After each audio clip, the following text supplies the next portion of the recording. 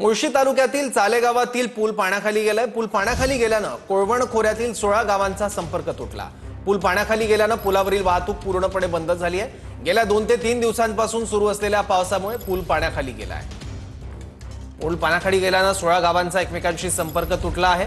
मुळशी तालुक्यातल्या चाले गावातला हा पूल होता। हा पूल अचानक आलेल्या पावसामुळे आता पाण्याखाली गेलाय।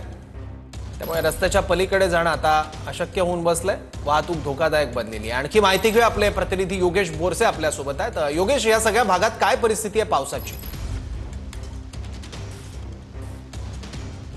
सौरभ, गेल्या काही दिवसांपासून पुणे शहरासह जिल्ह्यात जो पाऊस सुरू आहे त्या पावसामुळे आपण पाहू शकतो मुळशी तालुक्यातील हे चाले गाव आहे आणि या चाले गावातनं इतर 16 गावातल्या नागरिकांशी संपर्क साधण्यासाठी हा पूल होता आणि हा पूल आता आपण पाहू शकतो पाण्याखाली गेलेला आहे आणि पूल देखील खचल्याचं आपल्याला पाहायला मिळतं। जो राडारोडा आहे तो आता या नदीच्या पाण्यात वाहून जाताना आपल्याला पाहायला मिळत आहे। याच पुलावरून कोळवण खोऱ्यातील 16 गावांचा जो संपर्क होता तो तुटलेला आहे आणि त्यामुळे पर्यायी मार्गाने या पुलावरील जी काही वाहतूक होती ती आता वळवण्यात आलेली आहे।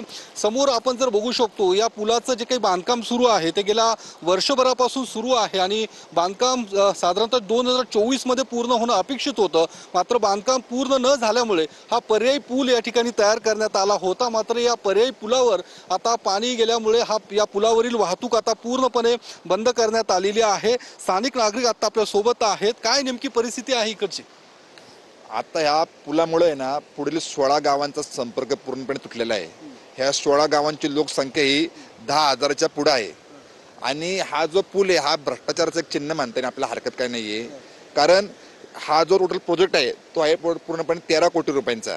त्यातले 4,87,00,000 रुपये पुलासाठी आहेत आणि बाकीचे राहिलेले 8-9 कोटी रुपये रोडसाठी आहेत। त्यात या पुलाची मजा बघा, हा जो पुलाचं पहिलं होतं कॉन्ट्रॅक्ट ते होतं 4,87,00,000 रुपयांचं। नंतर त्यामध्ये वाढ करून 4,97,00,000 रुपये करण्यात आलं आणि ज्याला भेटलं काम त्यांनी फक्त 0.02% बिलो भरून त्याला एक काम भेटलेलं आहे। तुम्ही असं कधी बघितले का? हे प्रॉपर रिंग करून कॉन्ट्रॅक्ट मॅनेज करून हे काम दिलेलं आहे।